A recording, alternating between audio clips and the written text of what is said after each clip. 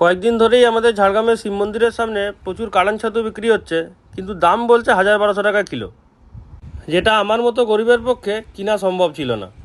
আগের দিনের তুলনায় আজকে ছাতুর দামটা একটু কম মনে হলো। কম মানে ওই খাসি মাংসর কিলোর দামেই চলছিল ছাতুর দাম ওই ৮০০ টাকা কিলো আর কি। তাও মনে সাহস নিয়েই অল্প করে একটু ছাতু বাঁচতে বসলাম আর কি। শিব মন্দির মোড়ে অনেক ছাতুওয়ালাই বসে, সবাই জানো, কিন্তু আমি এই মাসির থেকেই ছাতু কিনেছি। দেখো মাসির হাসিটা কি সুন্দর। বসে গেলাম ছাতু বাঁচতে, ওই কুড়ি কুড়ি ছাতু দেখেই বাঁচছিলাম। বছরের এই সময়টাই যেহেতু ছাতু পাওয়া যায়, সেহেতু এই সময় যা দামই হোক একটু ছাতু তো কিনতেই হবে, কারণ আমি ছাতু খেতে খুব ভালোবাসি।